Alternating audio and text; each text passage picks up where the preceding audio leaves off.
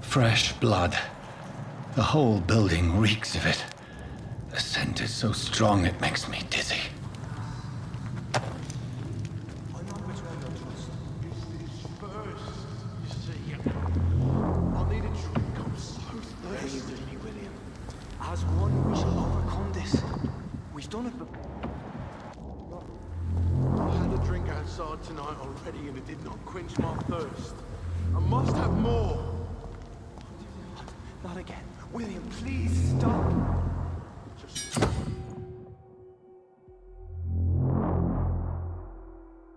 I promise.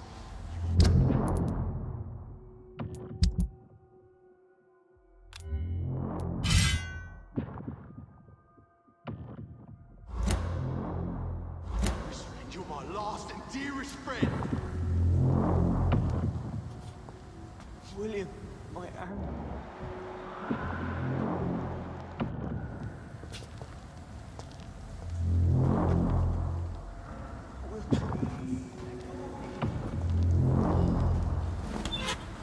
This place reeks of bloodshed. Oh my God, William.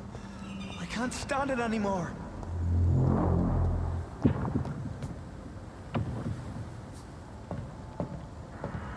This creature is bedeviled. I must put it down.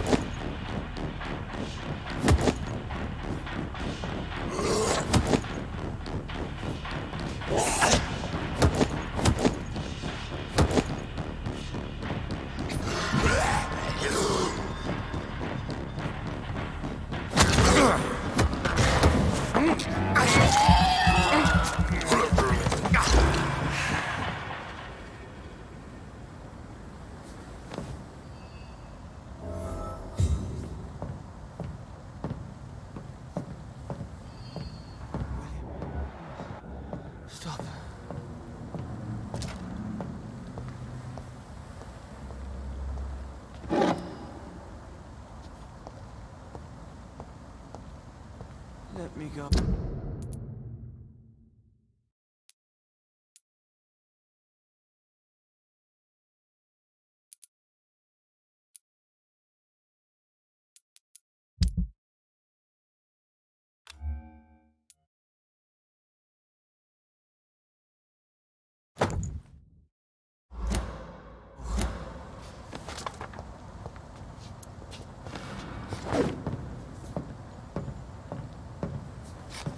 It's not too late. William was an honorable man. I could have saved him. Mr. Hampton, are you in there? I knew him well, another lost soul, a kindred spirit. Sir, listen to the sound of my voice. I'm a doctor. You're suffering from shock. I must return to my flock. They'll stray without me.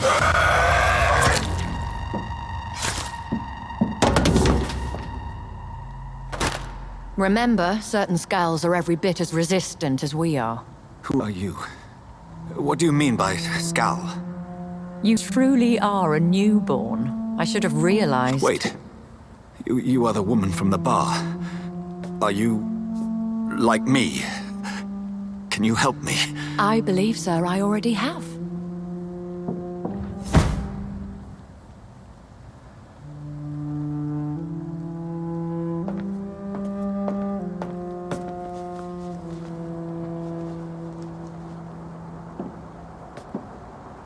By George and the Saints, you've solved the mystery of these terrible murders. Patience, good fellows, I've come to offer help. Just give me a moment to secure my boat. We can leave this awful place. William was not the evil man they claimed. He was just taken by the thirst. He needed his drink. The man requires medical attention. We'll see he gets to the nearest hospital. No, please, I must tend to my fold. My flock needs me. Better. Go with the good Dr. Swansea. He's resourceful, and I'm sure he'll take good care of you. You'd best come as well. The sun is soon to rise, and you'll need a place to rest. I just need a moment. If I can learn something about what has happened to William, I'll be a step closer to understanding what happened to me.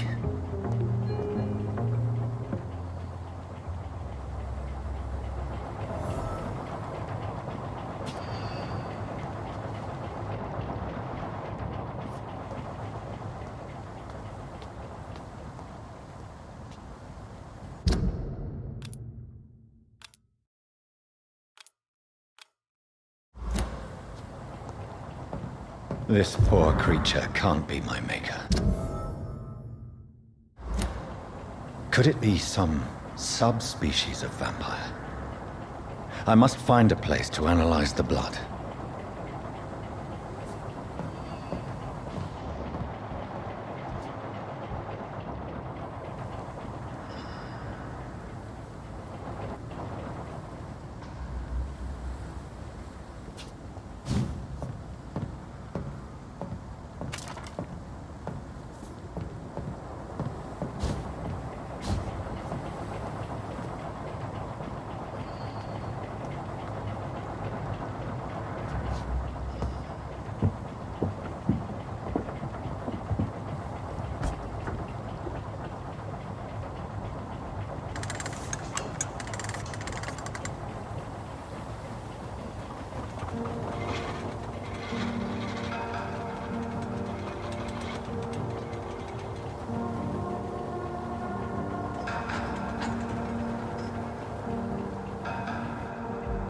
Where are we headed? We're on our way to the Pembroke Hospital. It's just across the canal. They'll have a bed for poor Mr. Hampton. William was... what manner of creature was he? Predator, prey, villain, and victim. Who can say? The important thing is that he's been stopped. Duly noted. And the woman? What... who is she? What woman? Don't play me for a fool. You used me to locate that Skal. You must know who she is. I thought you a gentleman. You shouldn't talk about a lady behind her back, but I will tell you she values her privacy. Were London as peaceful as she appears from the middle of the canal? If only that were the reality of the situation. To be honest, I've always tried to avoid this part of town. Pembroke Hospital is the last bastion between the rest of London and the epidemic. The flu has decimated the East End and the war still rages. Welcome to the front lines of a plague. This is where you work, Dr. Swansea. I am the administrator of Pembroke Hospital. I thought you were here in service of your mysterious order, the Brotherhood of... Of St. Paul's Stole, yes. But first and foremost, I'm a man of science. A physician, like yourself, Dr. Reed. How do you know who I am? No need for modesty. You are Dr. Jonathan Reed, a surgeon of some caliber and renown, if I'm not mistaken. You are correct, sir. I knew it! I had my suspicions. But when you took the blood sample from the corpse of poor William, I was certain. Dr. Reed. Marvelous. Have we met? I attended 3 of your seminars before the war. I have the utmost admiration for your research. And what a turn of fate. England's most esteemed blood specialist returns to London a vampire. That word, again. From a so-called man of science. I understand. Traditionally, the role of science is to refute myth, but when myth walks among us, the Brotherhood of St. Paul has dedicated its purpose to their study. There's so much for you to learn. Of that, you are right. Well, then let me be blunt. Join my staff at Pembroke Hospital. As a physician.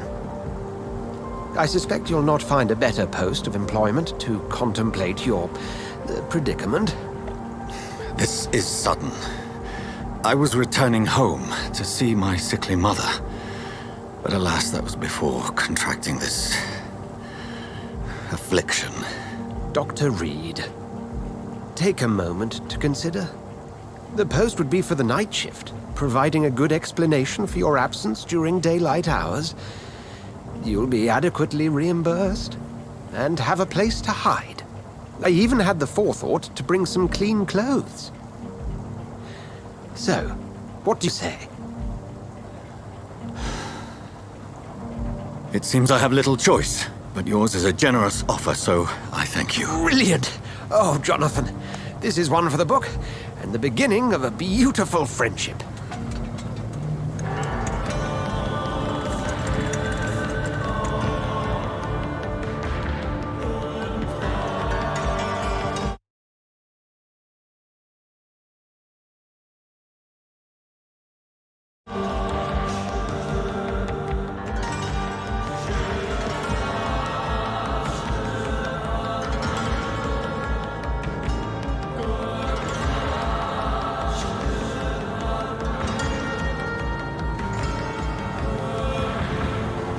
Dr. Swansea, thank goodness. I was beginning to be concerned. Worry no more, Nurse Crane, for I bring good news. Oh, Doctor, what a night. We lost 2 more patients. Nurse Scow said she couldn't take it anymore and resigned. Yes, well, I'll make a new rota in the morning. In the meantime, find a good bed for Mr. Hampton. Be sure to pay attention to his needs. Of course, Doctor. Dorothy, Yes, Doctor? Dr. Reed here has just returned from the front. He served King and Country and will be joining us here at Pembroke.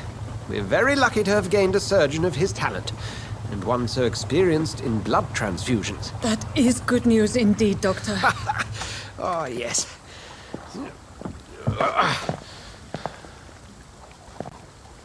Here at Pembroke, it's not what we have, but what we haven't. It's only thanks to Nurse Crane and the staff that our ship doesn't sink. If you have any questions, just ask her. Duly noted. Thank you. Your assistance is required, Dr. Swansea, immediately. Welcome aboard, Jonathan. We'll catch up after my rounds. Coming, Nurse Crane. I'm coming.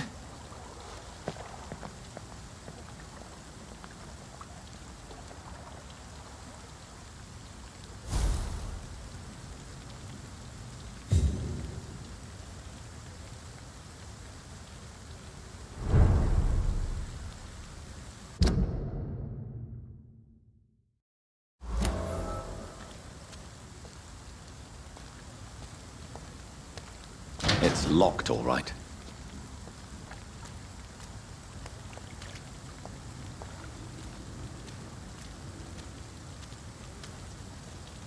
We'll have a word in my office later, Jonathan. I'm sorry, Jonathan. Mr. Hampton needs me right now. It's okay, Jonathan. I'll see you later. We'll have a word in my office later, Jonathan.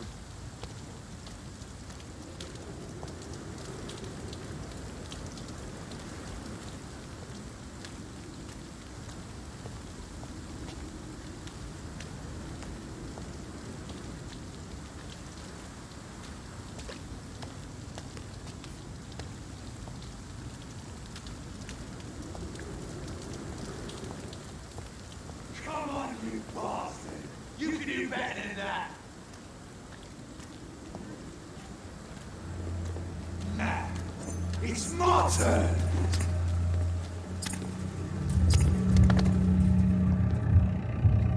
Rotten or pristine, each heart contains the seeds of life. Drink at this river, try it all.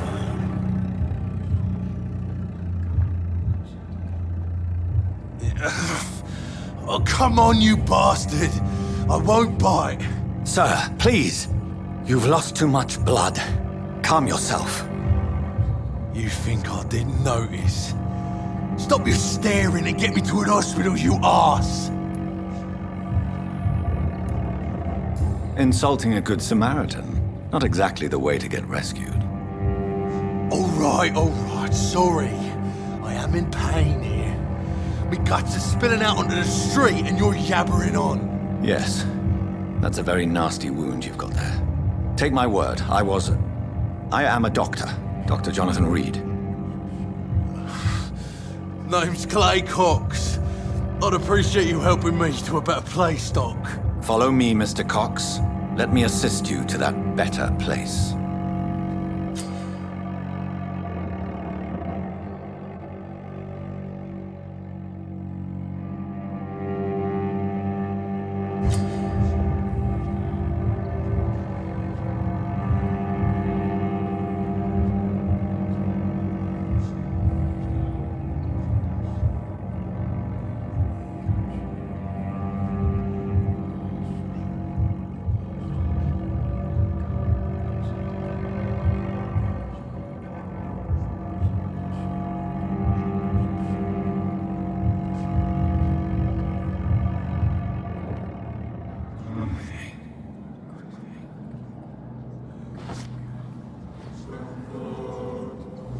Bring this fading light into the shadows. Dance with him the dance of life and death.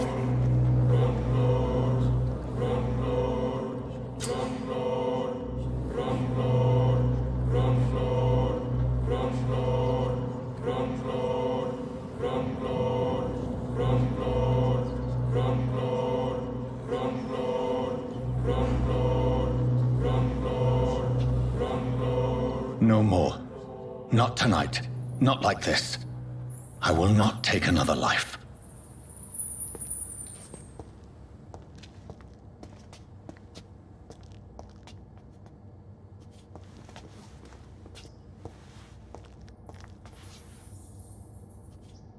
What? What happened? Did I black out? Whoa, I feel giddy. Did I black out?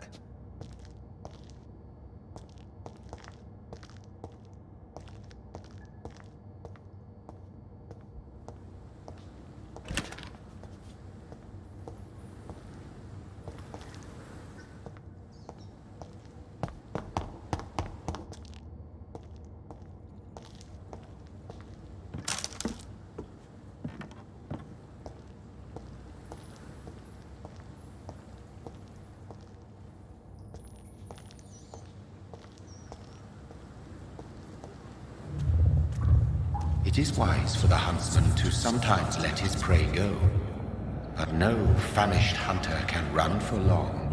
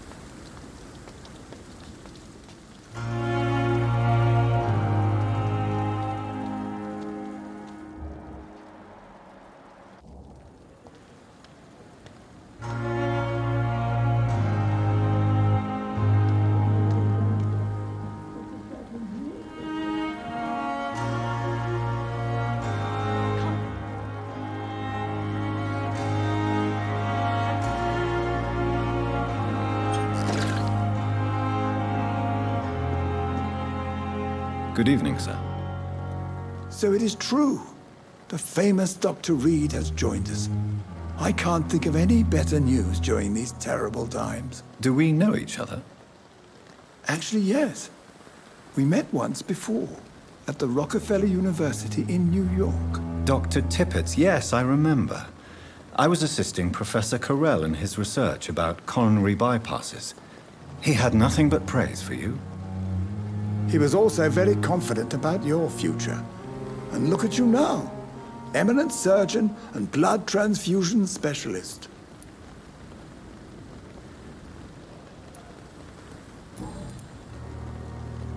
What is the Pembroke Hospital situation?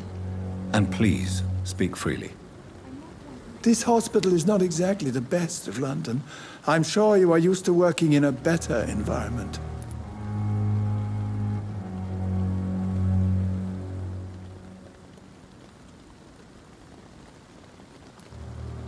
It's more than enough. In any case, the personnel of a hospital are much more important to me than the building. Don't be misled by appearances, Dr. Reed. This hospital does not lack talented people. It just lacks hope.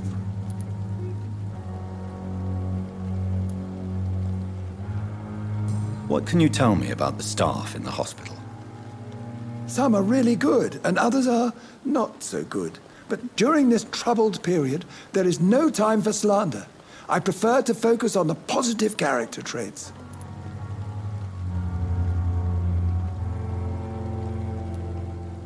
Tell me more about cherished people, then.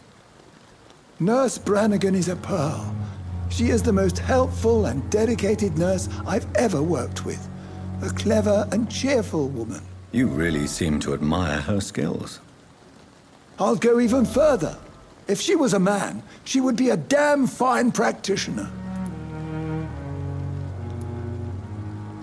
Any opinion about the management? I don't always agree with Dr. Swansea's reserve, but I must admit he does all he can to keep this facility running during this crisis. Ah, yes, the burden of command. I was fed up with this concept while serving as a medical officer. Don't get me wrong. Swansea's a good administrator. I just wish he would get out of his office now and again.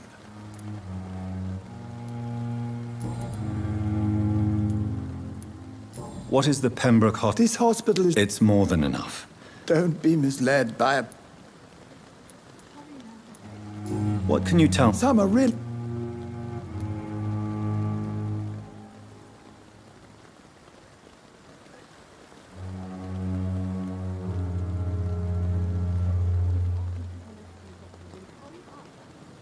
Do you need any medical assistance yourself, Doctor? Come on, don't be ridiculous, dear colleague.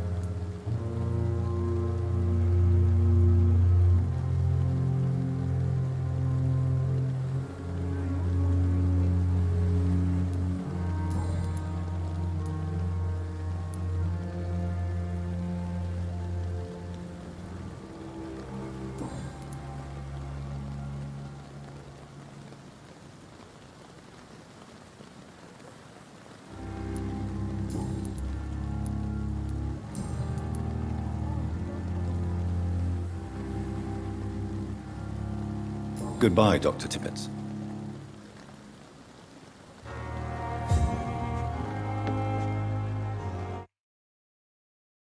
Hurry now, Doctor. It's freezing here.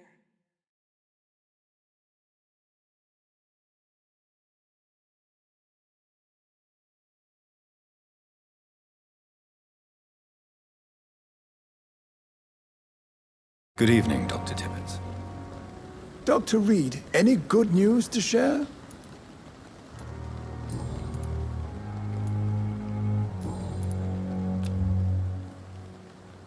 Goodbye, Dr. Tippett.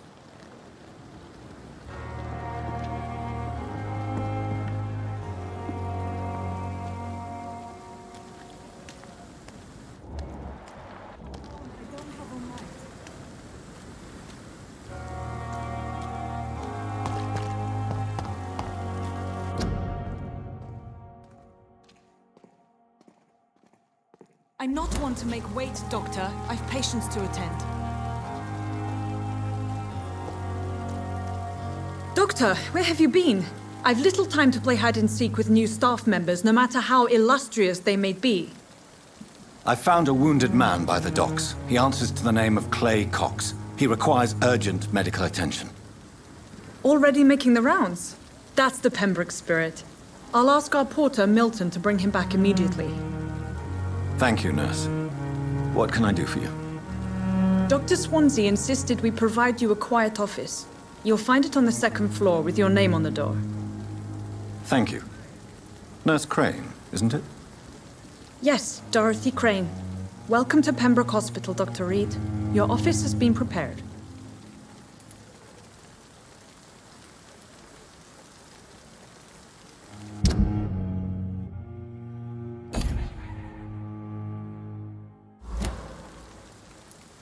I would like to ask a few questions first.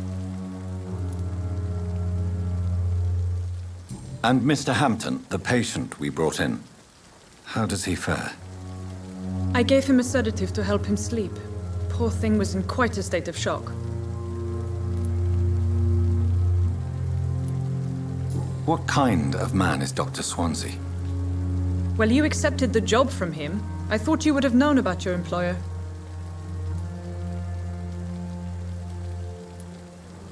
It's right to assume Dr. Swansea knows far more about me than I do about him. You'll get to know him soon enough, and better than me. The administrator has better things to do than mix with us. Apologies, I've only just met him the once. This is sudden. I've only just returned to England. Dr. Swansea is a brilliant surgeon and the most compassionate physician.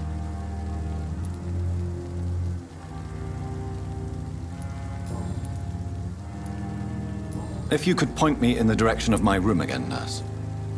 Second floor of the hospital, left after the stairs. It's the last vacant office at the end of the corridor. Thank you, Nurse Crane.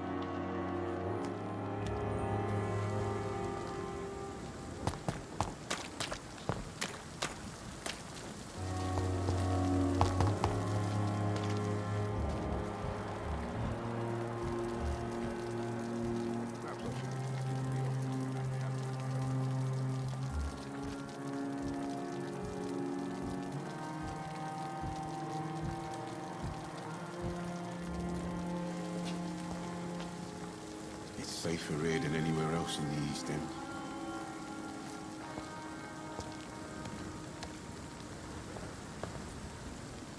Good evening, sir. I'm Dr. Jonathan Reed. I'm new here. I've already heard about you, Dr. Reed.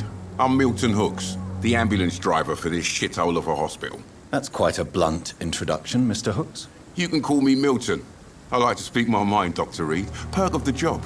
Don't judge me, and I won't judge you. I'm not sure I understand what you're talking about. Well, I'm no doctor, but I'm pretty sure a gun can't be used as a surgical instrument. You have a keen eye. I learned to shoot during the war, and have carried one ever since. Old habits die hard. No need to explain, Dr. Reed. And if you ever need a better gun, remember, I may have something for you.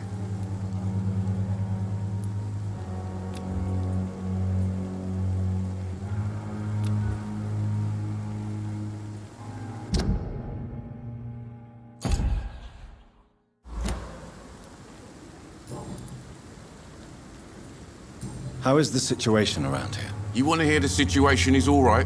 It's fucking awful. We lack everything, and it's getting worse every day.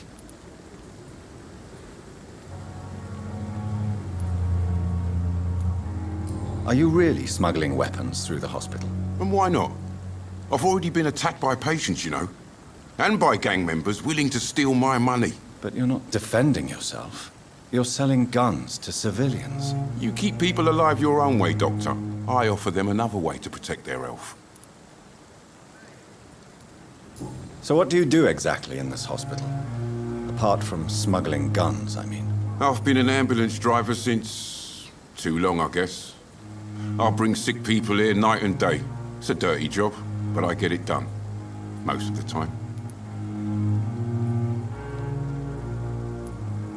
Since you're on the front line, how is the sanitary situation in this vicinity? It's a complete disaster. It's even getting dangerous to enter some streets or buildings. Even the locals attack you. It sounds like things have been a bit rough recently. What's happened? Yesterday I got attacked by the patient I was bringing here. I escaped through the hospital's garden, but I lost my wallet when I was running. You left an infected patient outside the hospital? That's incredibly dangerous. Go there yourself if you want, but be careful, Doctor. I'd rather not bring your dead body back.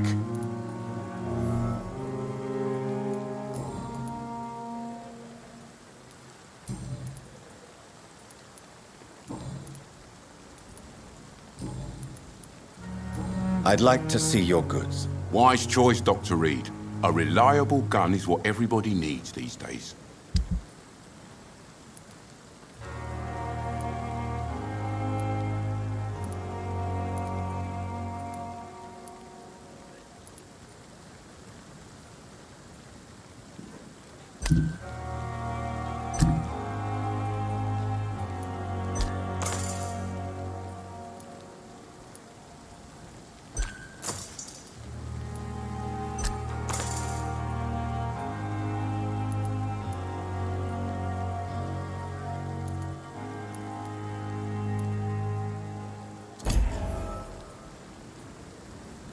Good evening, Milton. Good evening, Doctor. Still trying to save lives?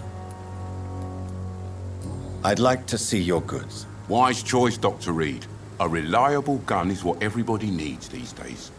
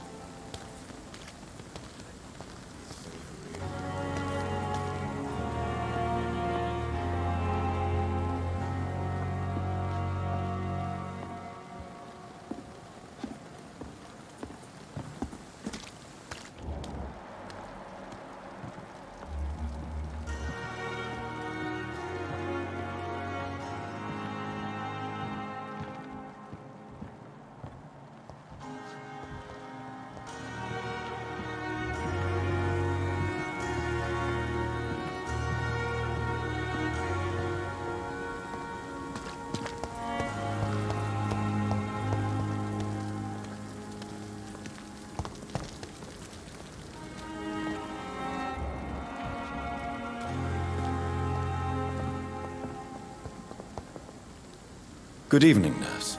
I'm Dr. Jonathan Reed, the new surgeon here at the Pembroke. Dr. Swansea has already told us about you, sir. I'm Nurse Gwyneth Brannigan. Welcome to the Pembroke Hospital. Did he really? It's a good thing I wasn't hoping to keep a low profile. All members of staff have already read about your new blood transfusion technique. Dr. Swansea made sure of that. I see. Well, I'm a little surprised, but I suppose I'll just have to deal with this unexpected notoriety. You must know, blood transfusions are Dr. Swansea's primary subject of research. He is convinced it is the future.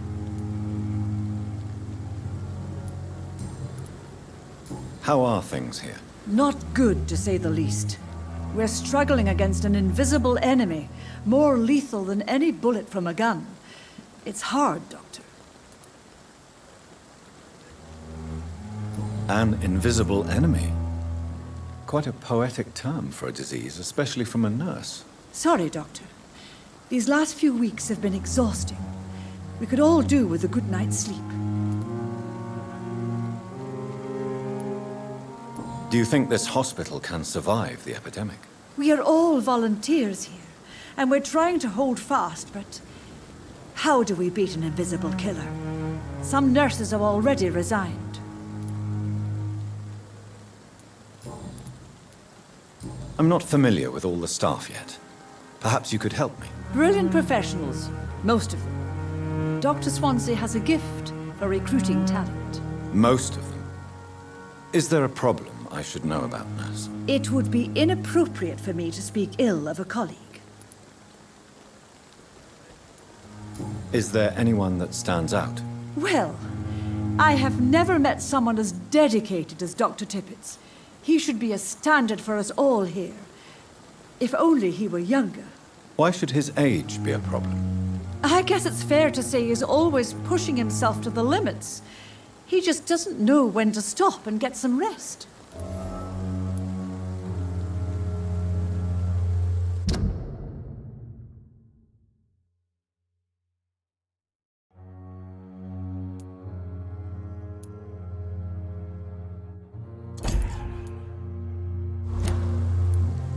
Nurse Brannigan, if you do know something, please tell me. Anything you say will be held in confidence. No. I may disagree with some conduct, but in the end, everybody is doing their best.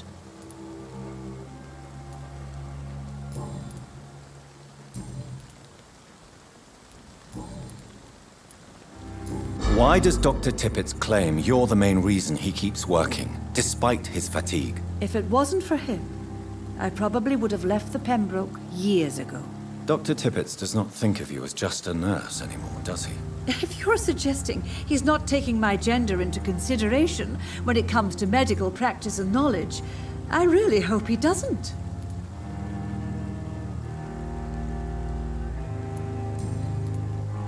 Goodbye, nurse. Call me if you need assistance.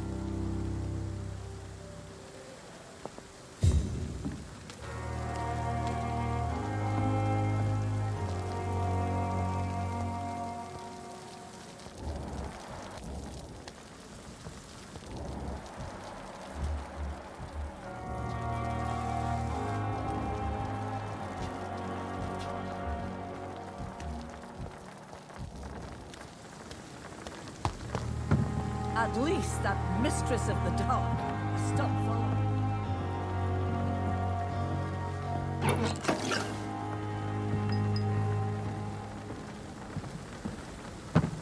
Another night with the glorious battalion of Pembroke.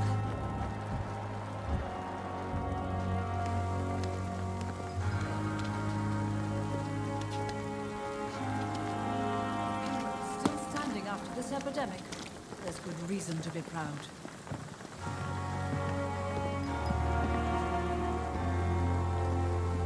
We have... Good evening, Dr. Tippett. Dr. Reed, any good news to share?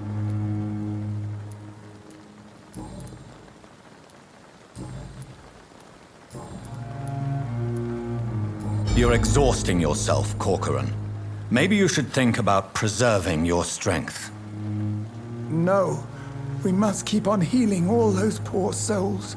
We are the last rampart before chaos. Once more unto the breach.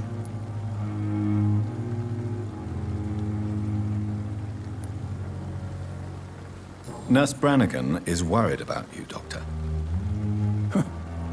She should not have told you that. I will have a word with her. You don't have to blame her for her honesty. I'm not that kind of man, my dear Jonathan. Actually, Nurse Brannigan's opinion is the only one I may listen to.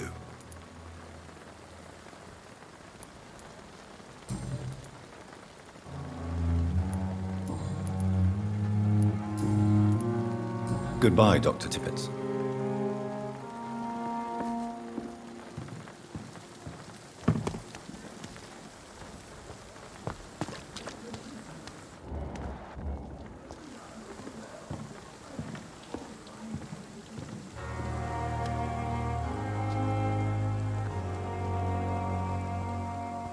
Another night with the glorious battalion of Pembroke.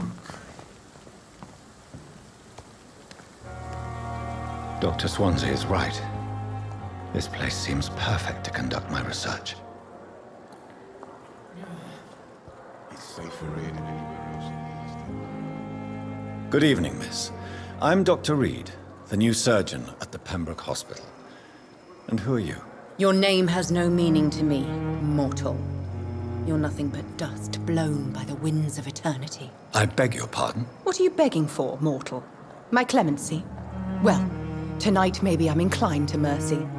You'll never forget the night you met Thelma Howcroft. You keep calling me mortal. Why is that?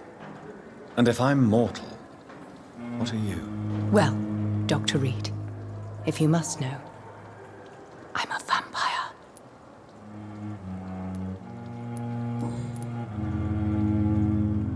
And why do you believe you're a vampire? I don't need to believe anything. It is what I am. It is what I feel within this hollow shell of flesh.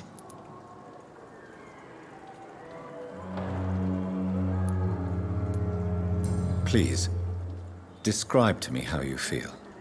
What is it like to be a vampire? I can hear my body crumble from the inside as my flesh cracks and fades.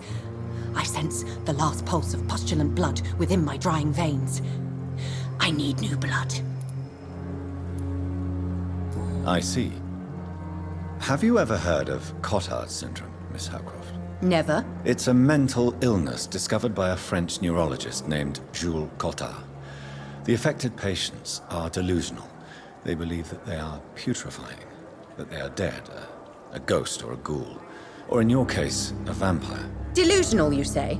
Oh, sad and petty mortal. You can't even begin to understand the concept of immortality. And you think it is I who am delusional.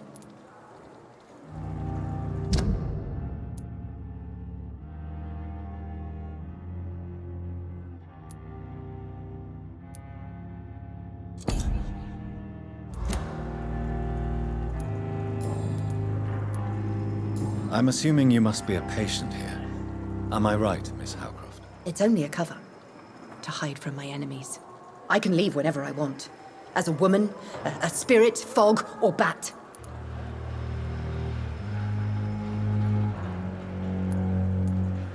Who are these enemies you mentioned? Can you describe them?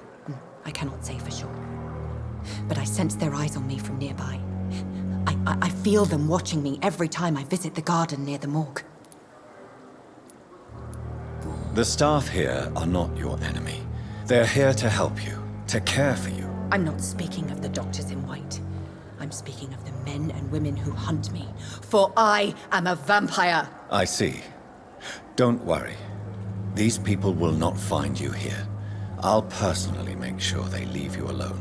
Thank you, mortal, but do not interfere with them, for you are no match for those that hunt me.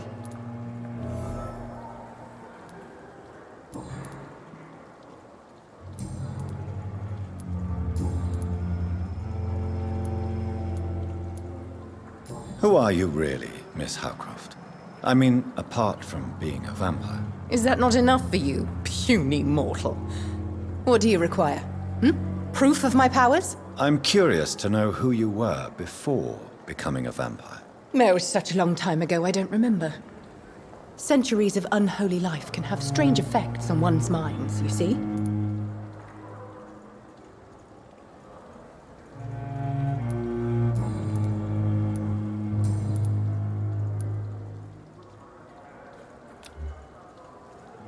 Do you require my services, Miss Howcroft? I have no need for your medicine, Dr. Reed. Blood is the only drug I need.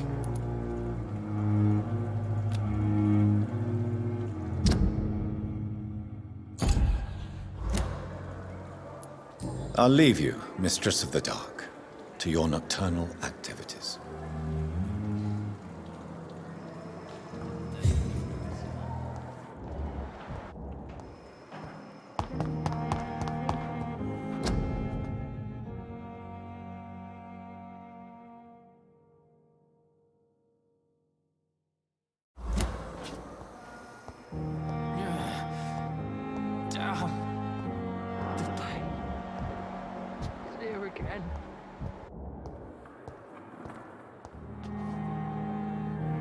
Good evening, sir.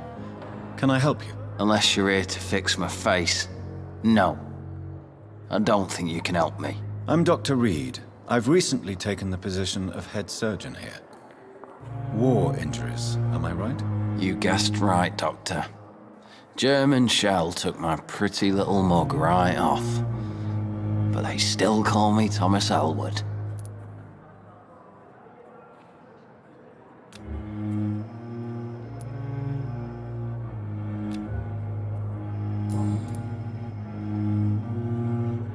How is your stay with us, Mr. Elwood? Oh, it's bliss. I just escaped death in the trenches to be surrounded again by the moans of the dying. Can I ask you precisely why you're a patient here? It's the pain, sir. The drugs don't work. It just hurts under the scars, if you get my drift.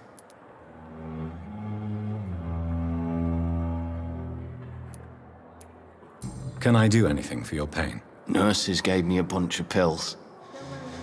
No effect. Told you.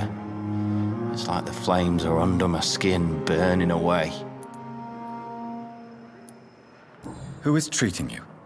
Is someone in particular looking after your case? Nobody since the old and tired doctor spoke to me.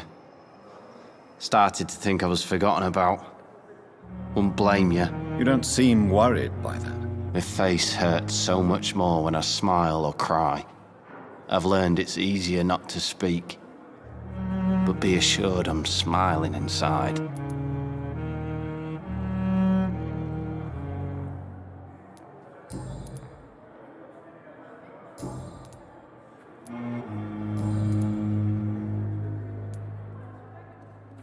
Where were you stationed, sir? Did you serve for long? I really don't want to talk about all this shit. No offense. I was pushing too much. I served in France myself. I just wanted to know what happened to you. You were an officer, weren't you? Then I doubt we fought the same war, sir. No offense. How close are you to Miss Horcroft? Are you aware that she thinks she is a vampire? To wait for her next nibble is the best reason to stay here.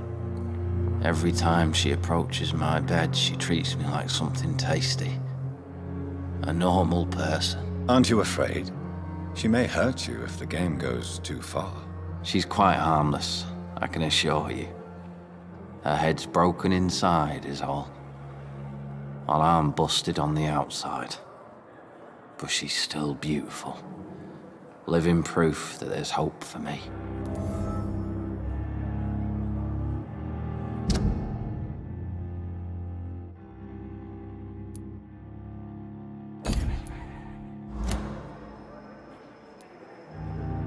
So do you let her bite you? You know that's not sanitary. And why not? She's only supping a few drops of me blood. And the pain, it's real for once. She could decide to bite less willing patients. Then it's another good reason for me to stay here, Doctor. You do realize she's mentally disturbed. It's called the Cotard syndrome. She truly believes she's a vampire. In her madness, she never refers to my scars. And frankly, if I could, I'd join her world. It seems much more fun than the real one.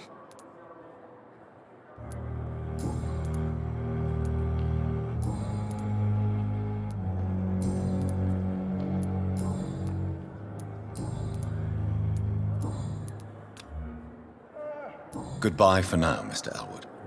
Fear and disgust on every street corner. The daily routine.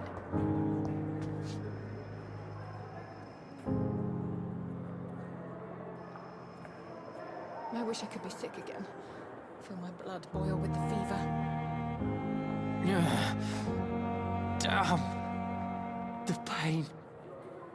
It's here again.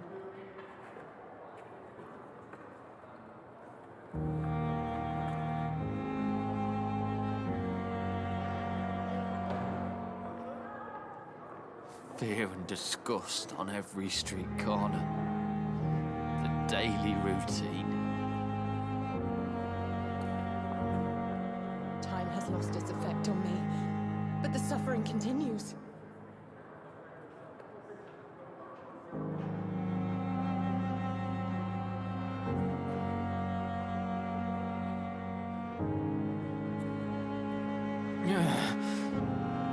Damn. The pain. It's here again.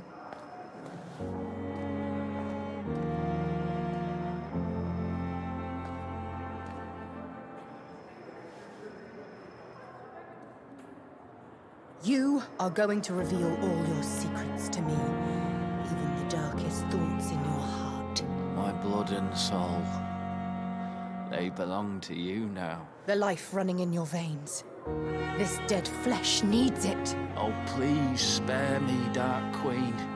Spare your obedient slave.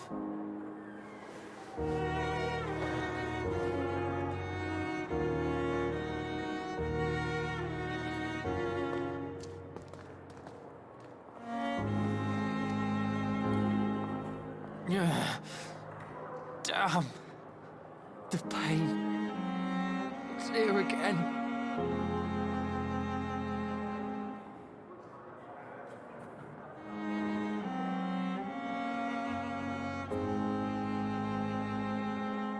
Fear and disgust on every street corner.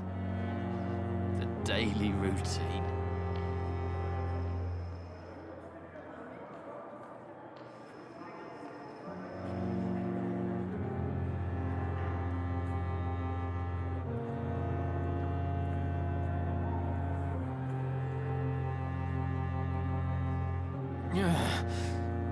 Damn.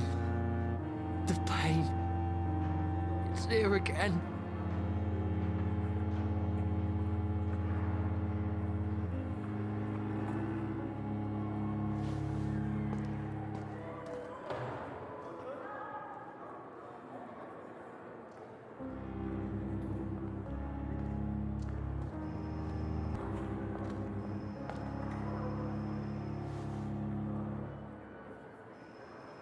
You are going to reveal all your secrets to me, even the darkest thoughts in your heart.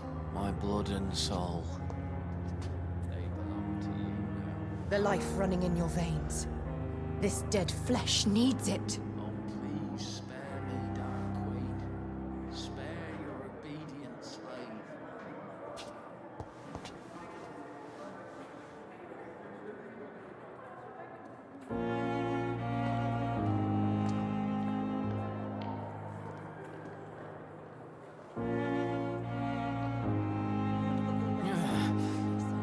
Damn. The pain. It's here again. Fear and disgust on every street corner. The daily routine.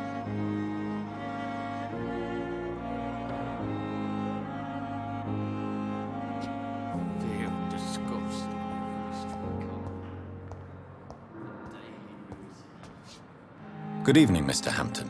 How do you feel? Dr. Reed, is it? Oh, sir, I must apologize for my behavior. What do you mean? I was not myself in the factory. Fear and exhaustion made me say awful things to you, I'm afraid. You remained perfectly nice and polite. A little delirious, perhaps. But who wouldn't be after enduring an abduction? Thank you, Doctor. That's a relief. Now all I need to do is rest and return to my flock.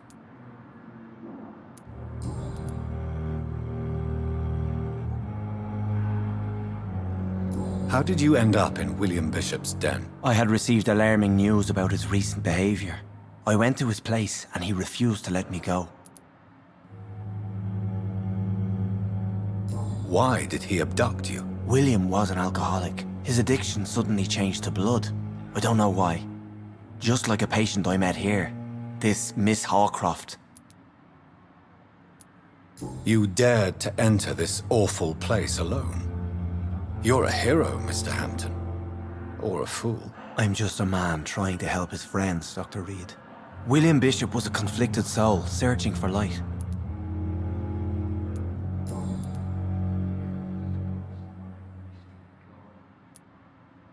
What is the general situation in the East End docks? The situation has always been tough, with a lot of tensions between the gangs and the dockers' trade union. The Wet Boot Boys are very nervous since they lost their leader. Who leads the gang now? Since Clay Cox went missing, it's his wife Edwina who runs the show, with the assistance of her minion, Booth Digby. Has the gang been threatening you? Ah, no. I've had this nickname for so long, you know, the sad saint of the East End. No one dares to bug a saint, not even criminals.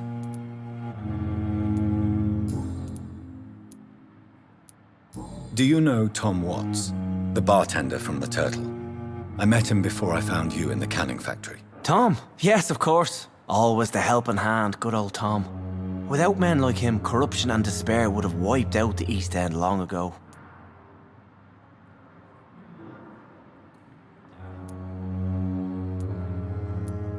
People are still in despair. How could it be otherwise? The authorities have left us all to rot in this contagious nightmare. No drugs, no advice, nothing. It's a damn shame.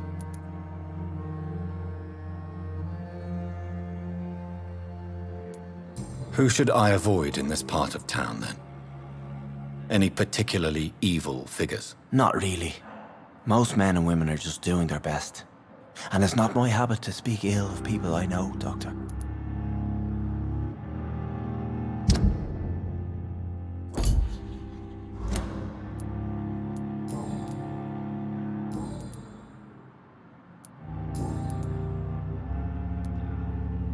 What do you do for a living, Mr. Hampton? I can't help but notice the cross around your neck. I manage a night asylum for the poor and homeless of the docks, and I try to guide the lost and hesitant on the right path to our Lord. Are you a priest, Mr. Hampton? A deacon, maybe? Not at all, Doctor. I'm just a man of faith willing to preach the good word. Why didn't you use your cross against William Bishop? To repel him somehow? That's a very strange question, Doctor. A cross is no magical token, if that's what you were trying to say. Not mine, anyway.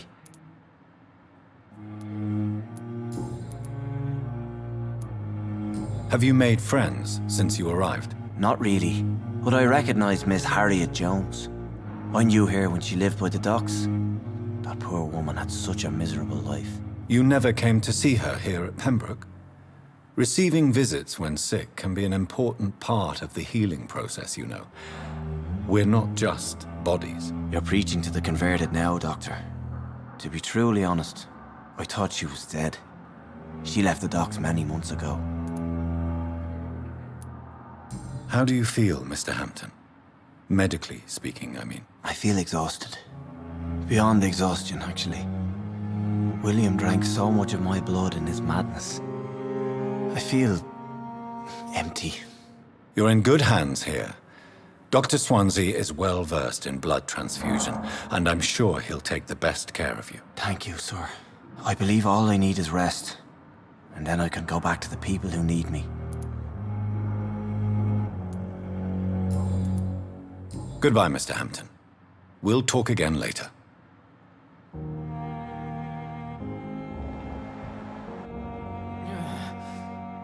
Damn. The pain. It's here again.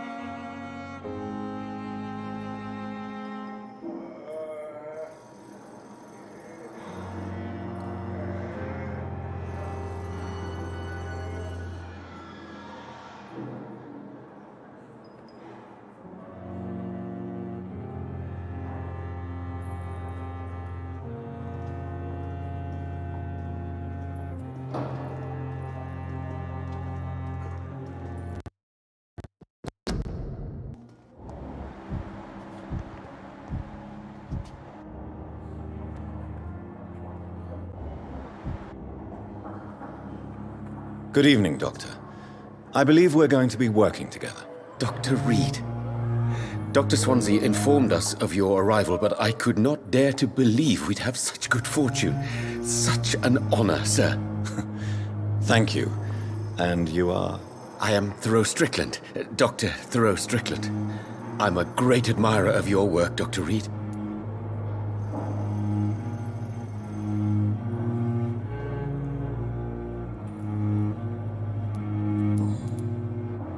Please, could you tell me something about yourself? I'm a great admirer of your work concerning blood transfusion, Dr. Reed.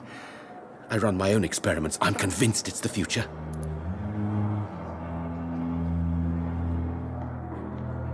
What made you choose to be a doctor?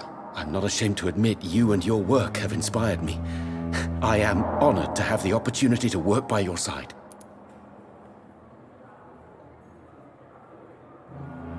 It's always a pleasure to share scientific and medical knowledge with someone eager to learn.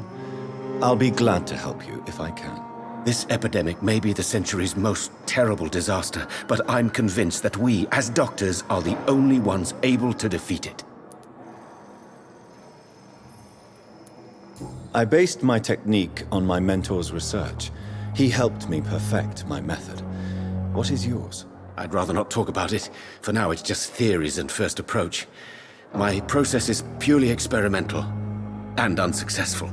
As long as you're cautious and methodical, you may remain empty-handed, but you won't fail. You're not the first one to warn me, but I am convinced knowledge is the main weapon against the ravages of this epidemic.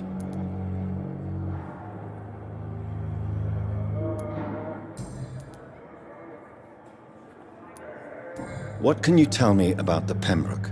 Well, it has always been an honor to work with Dr. Swansea. But with your arrival, I can't think of a better opportunity to learn about blood transfusion.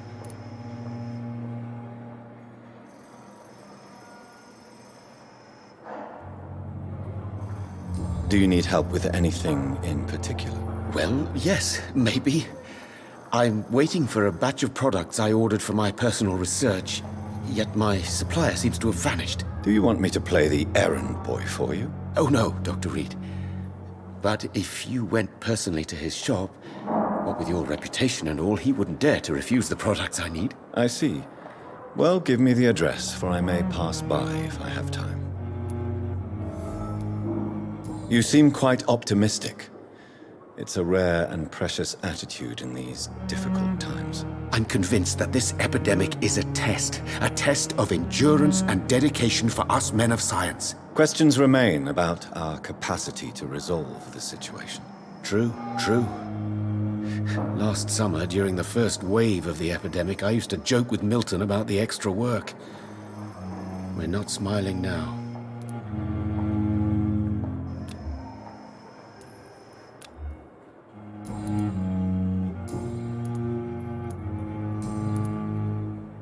Tell me more about your willingness to experiment with new medical techniques. Harvey Fiddick is a patient suffering from a severe injury that could cripple him if not treated correctly.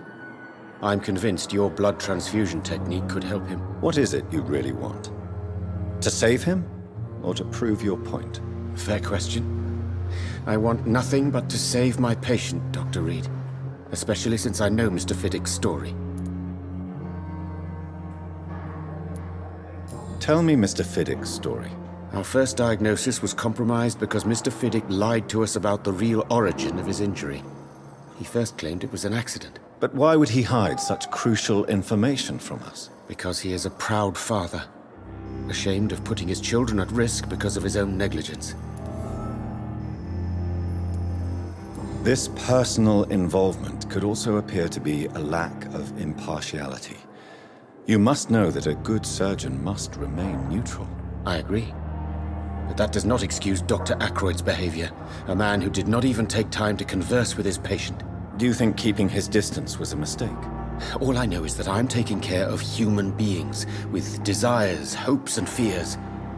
Not some biological machine comprised of blood, bones, and flesh.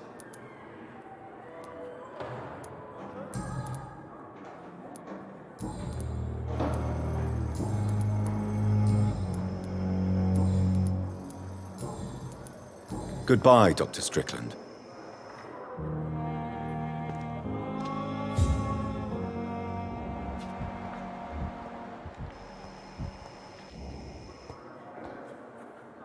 Good evening, sir.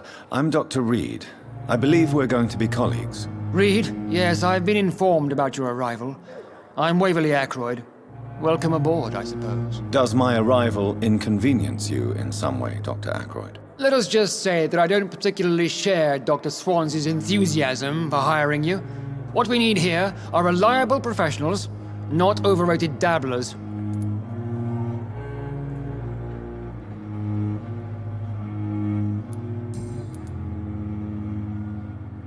If you have a problem with me, Dr. Ackroyd, please feel free to tell me. Dr. Swansea has imposed your presence on this hospital without asking anyone's advice. The benefit of his position.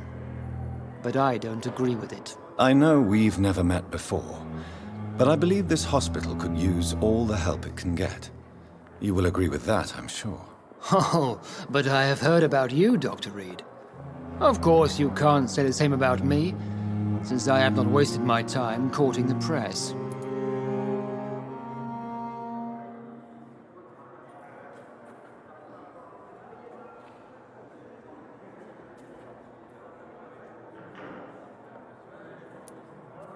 Aren't you too old for such jealousy?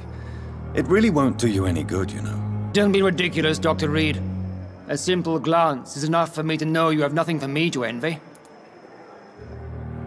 Since your tenure in this hospital is longer than mine, perhaps you can tell me more about this place. Let's just say I'm tired of the carelessness around me. I have always respected the skills of Dr. Swansea, but over time his enthusiasm has become displaced. Carelessness? Exactly what are you talking about? We're here to save lives. The people who trust us are not volunteering for experimentation. They're here to be healed. I don't intend to run any radical experiments, Doctor. Even if I, as any good practitioner should, express an interest in pushing the boundaries of medical research. Modern medical methods were created through audacity and ego. But there are rules in our line of work, and they're here to protect our patients. Tell me, Waverly, what do you think of Dr. Strickland's enthusiasm for his experimental research? Strickland is playing with his patients' lives for pride and glory. Now that, sir, is unethical. Are you thinking about something in particular? Harvey Fiddick needs delicate surgery. I believe we should stick to the usual procedure, but my young colleague obviously disagrees. And are you not afraid that your rivalry with Strickland may be blinding you? Rivalry? I guess you could call it that. But I will never be childish enough to let my personal feelings affect my judgment. Why do you wish to lead this surgery?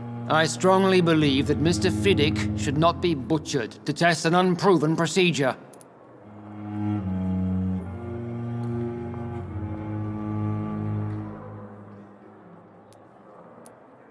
Other people may say that's too conservative a point of view. Conservative? And what are you going to say to Mr. Fiddick if he loses his arm because of the operation? Because that's what's going to happen if the surgery is a failure.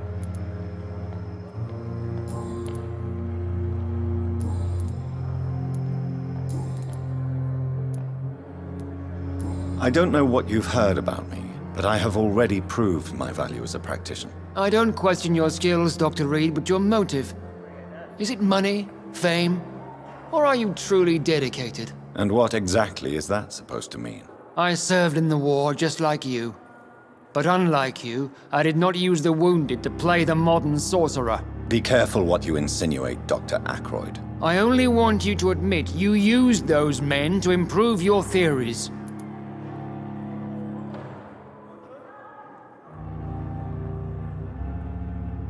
This is ridiculous. My blood transfusion technique saved many lives, and you know it. You see? That is exactly what I hate about people like you. You avoid this kind of accusation instead of facing reality. It seems you have bad memories of your military service. I refuse to see this industrial slaughter as scientific progress.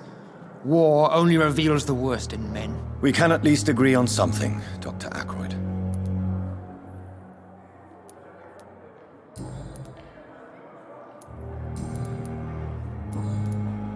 Thank you for your time. We'll talk later.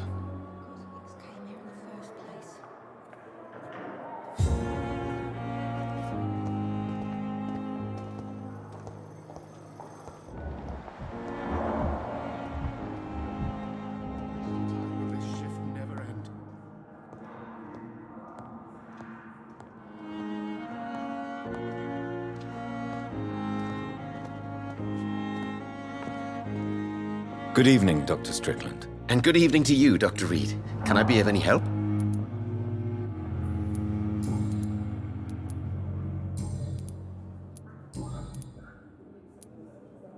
What do you think of Dr. Ackroyd's aversion to modern medical methods? It's a shame he's so narrow-minded. Dr. Swansea taught me that science is about exploring uncharted territory. I'm convinced that's true. With the influenza and all that's going on, you should put your differences aside, don't you think? Why is it so difficult to work together? I believe that if Dr. Ackroyd had been the one to discover the transfusion process, he would be the first to recommend its use. So you believe it's just a question of jealousy and pride? Dr. Ackroyd is as proud as he is blinded by his obsolete concept of medical science.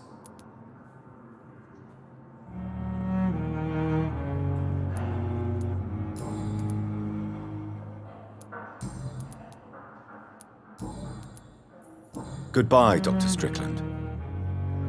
Reads me like a book. I never could keep anything from I'm quite busy right now, Dr. Reed.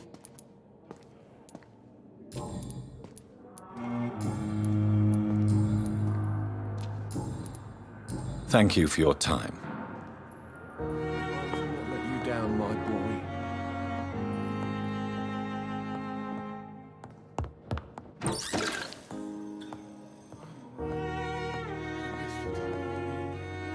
Good evening, sir. I'm Dr. Reed. May I help you? I don't know if a third opinion is needed. Your colleagues are already arguing about my condition. I see. Would you mind telling me more about your situation? I'm Harvey Fiddick. All I want is to get me bloody arm fixed properly.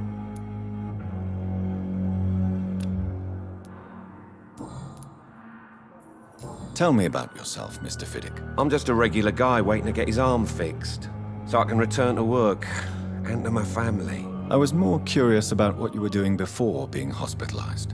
I'm a carpenter, and a good one too. But that means I need both arms to feed my family, Dr. Reed.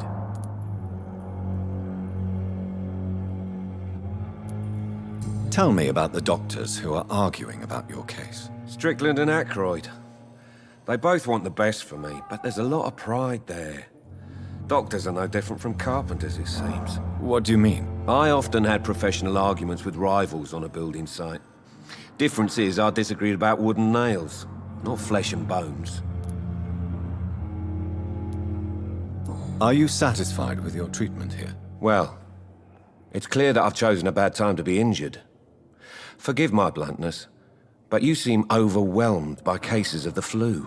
I won't lie to you about it. I'm afraid we are. Are you sure you don't want to operate yourself, Dr. Reed?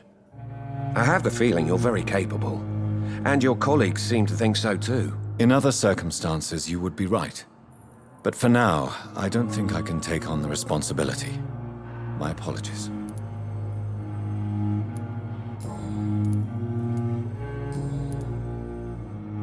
Tell me about your injury, Harvey. Why do you feel so guilty about it? My wife died because of me. And now I may lose everything because I've been careless enough to hurt myself. What an arsehole.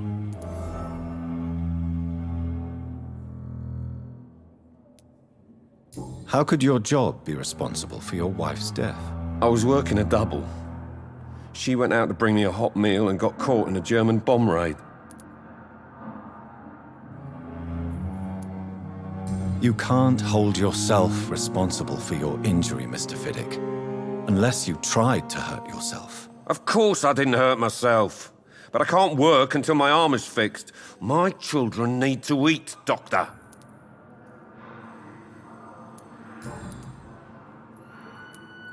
Tell me more about the death of your wife, Harvey. 1915. I was in the army, building workshops for the Royal Flying Corps. Helen was happy I wasn't sent to the front. What happened? The Germans sent Zeppelins to bomb the construction site, but they missed their target. My wife was bringing my dinner when the bombs fell. I'm sorry for your loss. So many died during the bombings. I served in France and witnessed the carnage there. I would like to say that she didn't suffer. Truth is, I have no idea. I just know that I'm all that me kids have. Poor little bleeders. How are your children after losing their mother? They were smaller then. The only good thing about this is my Helen didn't bring them with her that night.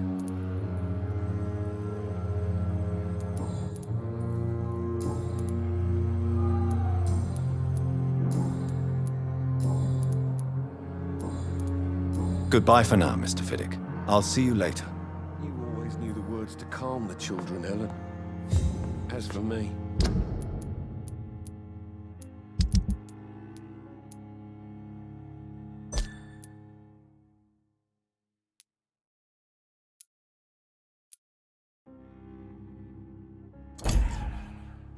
What a blundering idiot.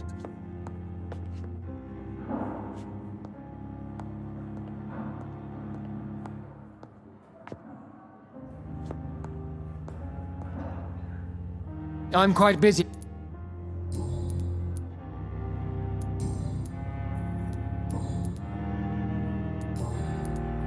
Thank you for your time.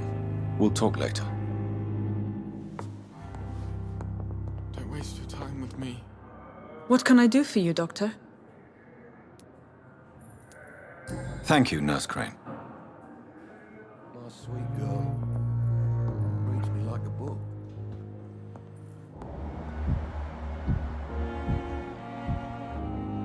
Good evening, sir. Good evening, madam. Can I help you? It's my son who needs you, sir. I'm Dr. Jonathan Reed. How can I help your son? I'm Beatrice Goswick, mother of Mortimer Goswick. Could you check on him, please, Dr. Reed? I've heard much of your talents as a physician.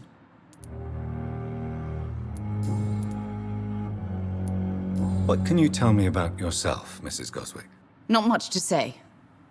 Just take care of my Mortimer and I'll cover all the expenses. That's all that matters.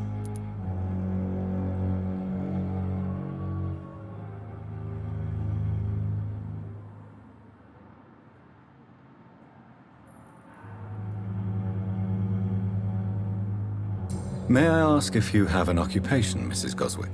I'm a teacher by profession. I teach young women who are more ambitious about their futures than their families. Are you really that rich?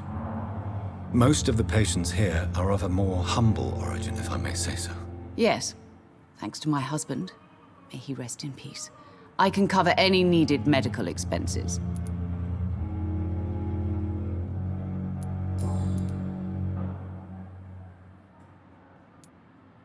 What do you think of your reception here? Any complaints? I have had the uttermost reservations about this hospital since we arrived. But we had no other choice, considering the state of emergency. Is there something in particular that's bothering you? Some of the staff were not especially welcoming. I suspect they're not accustomed to dealing with patients of such social standing. Tell me more about your arrival at the Pembroke Hospital. What gave you such a bad first impression? The ambulance driver was quite rude, for a start. And that nurse, Miss Hawkins, seems to have quite a dubious attitude. What do you mean? She managed to secure a bed for my son despite the epidemic. It was a relief, but it wasn't cheap. She charged you for a bed? Yes, and I paid without question, considering the urgency of the situation. I share your concern, Mrs. Goswick. Be sure that I'll talk to the people involved. I don't expect compensation, Dr. Reed. but I'm aware such behavior would not be tolerated in other hospitals.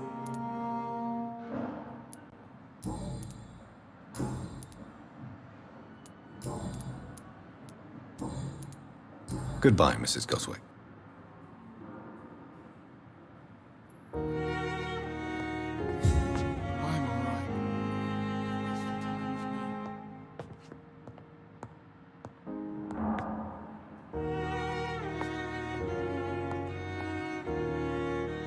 Good evening.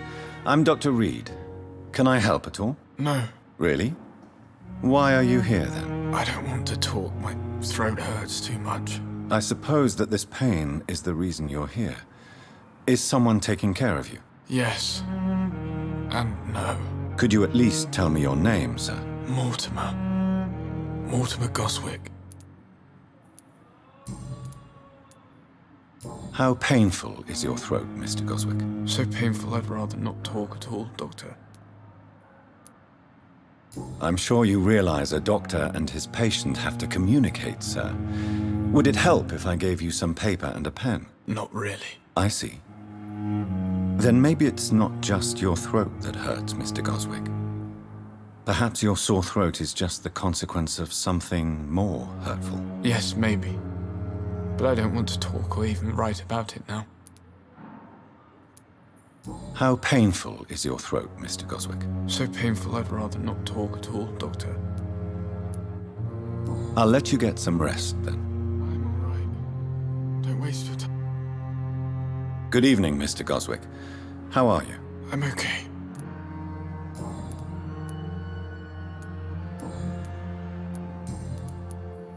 Why did your mother have you hospitalized here? She seems convinced this is a bad hospital. My mother just wants the best for me.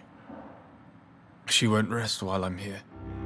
She'd go all the way to hell and back to help me. Is your mother bothering you? As your doctor, I can ask her to leave you alone if you would prefer. That's tempting, Doctor. But you have no idea what my mother is capable of. She would tie herself to my bed if you asked her to leave. Pembroke Hospital may look unorthodox, but rest assured you're in good hands here. It's not me you have to convince, Dr. Reed. It's my mother.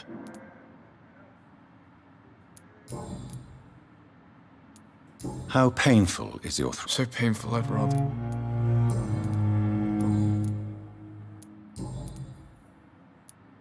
Tell me about yourself, Mr. Goswick. I don't want to talk, Doctor.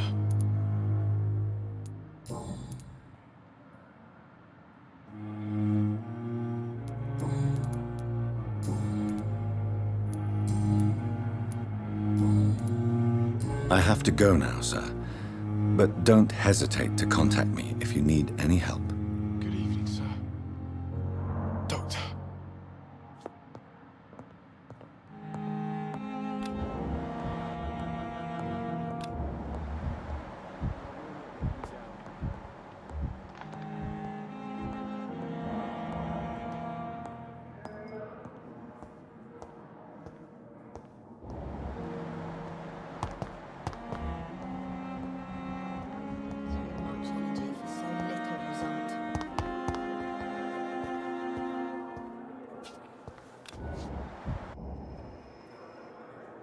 Good evening, nurse. Good evening, Doctor. I don't think we've been introduced yet.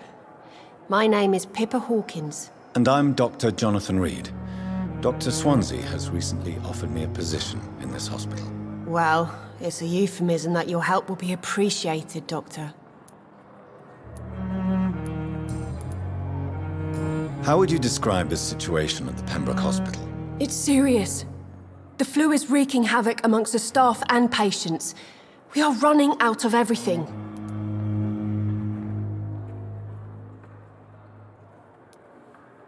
Nurse Hawkins, the Spanish flu won't last forever.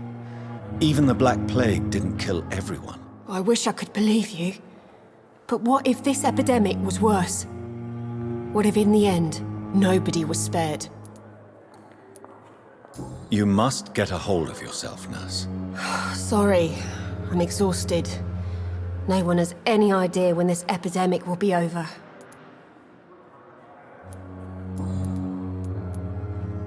How long have you been a nurse? Well, long enough to see that the epidemic is winning. And no matter how qualified you are, don't tell me you'll change that.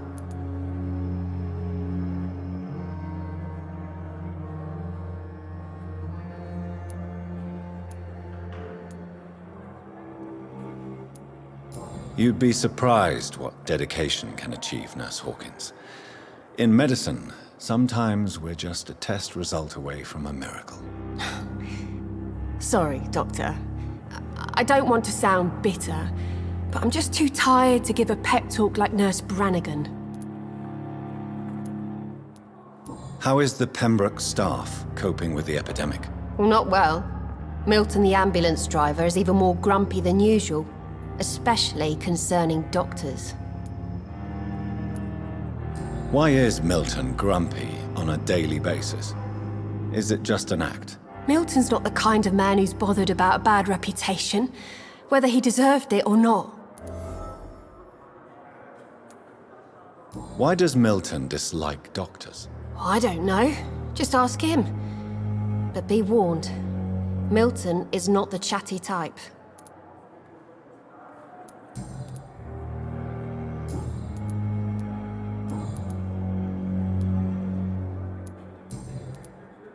Goodbye, Nurse Hawkins.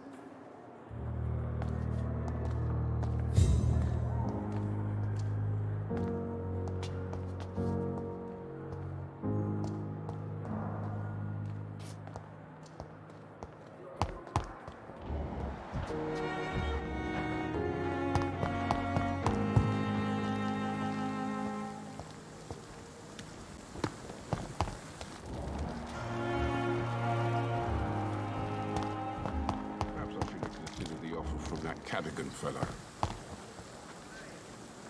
Good evening, Milton. Good evening, Doctor. Still trying to save lives?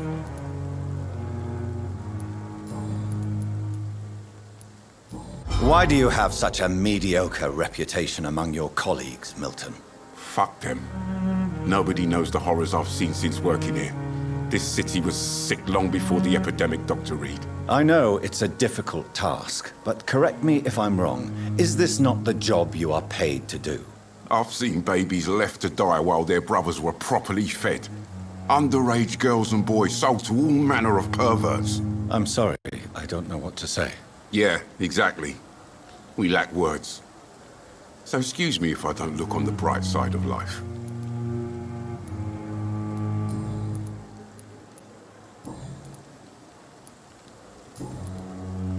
Goodbye, Milton.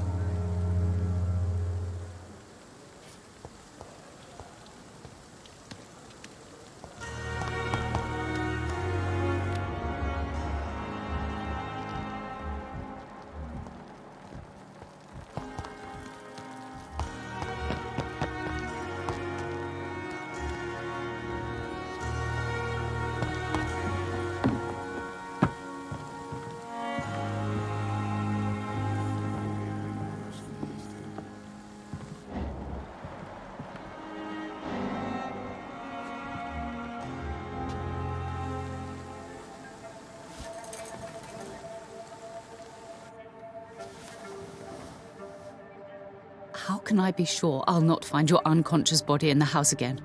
I promise you'll not find my unconscious body. For God's sake, how can you say such a thing? How can you refuse to listen? I tried to warn you for so long. No, I won't let my only son die. You promised me you'll stay alive. Your son lied to you, like the whole world lies to us.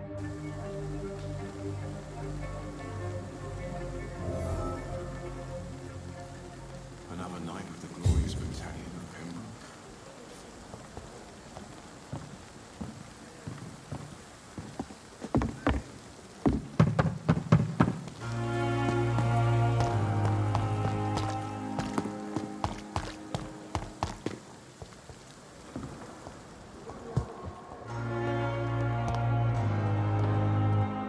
With you at our side, Dr. Reed, I know that Pembroke will prevail and fight this epidemic. But in circumstances, I'm willing to give you the benefit of the doubt.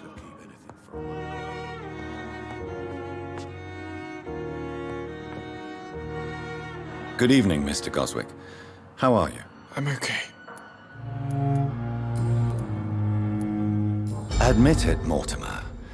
Your mother had you hospitalized here because you tried to kill yourself. Yes, it's true. All right, then. This is the first time we've really shared information about your case. Shall we call this progress? Call it what you want, Dr. Reed.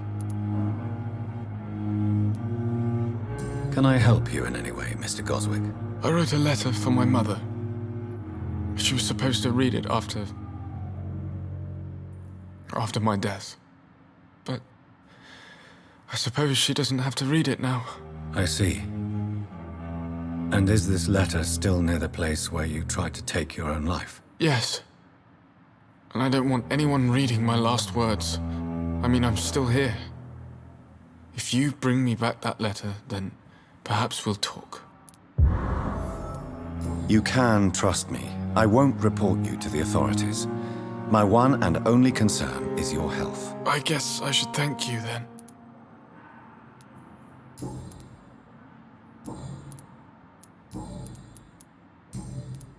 I have to go now, sir. But don't hesitate to contact me if you need any help. Good evening, sir. Doctor. Good evening, Doctor. How is my son doing?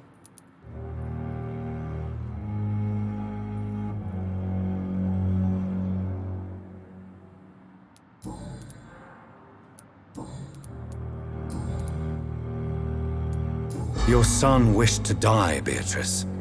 Why did you hide such crucial information? Are you not aware suicide is a crime? Mortimer could be thrown in jail. I can't let that happen. I won't. I understand you fear the legal consequences, Mrs. Goswick. But don't you realize your silence significantly affects your son's case? All my son needs is help and comprehension. Not judgment and punishment for what he may or may not have done.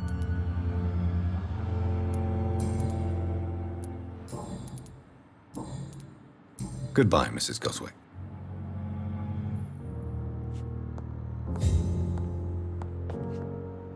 Good evening, Mr. Goswick. How are you? I'm okay.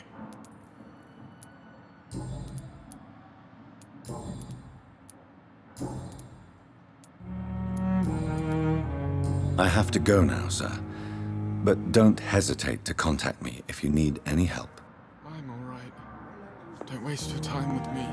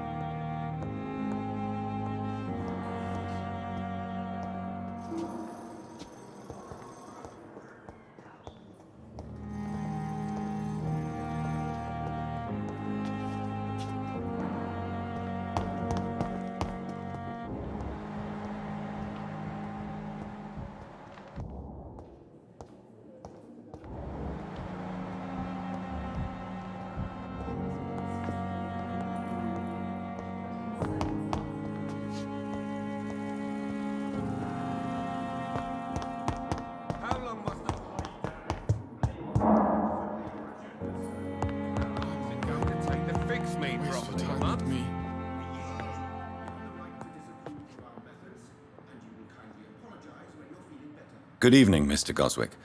How— I'm okay.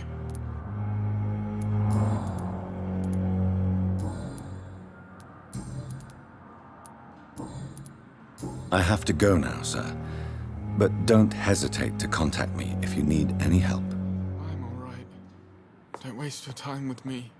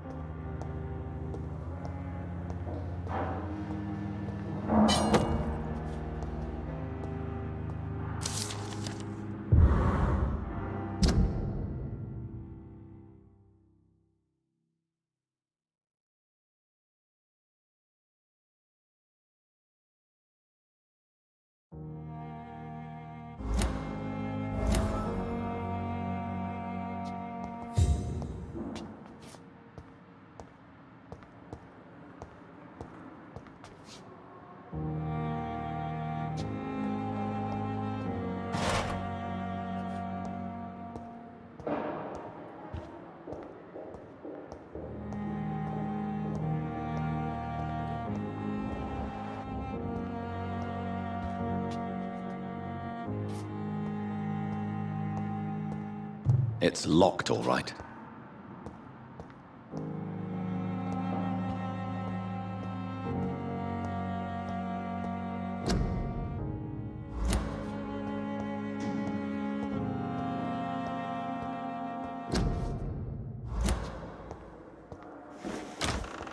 This must be the place.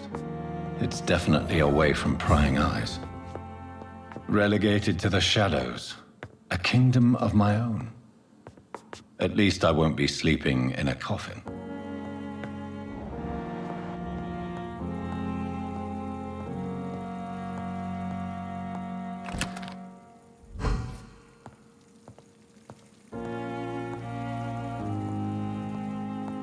The flower's dying. It needs water.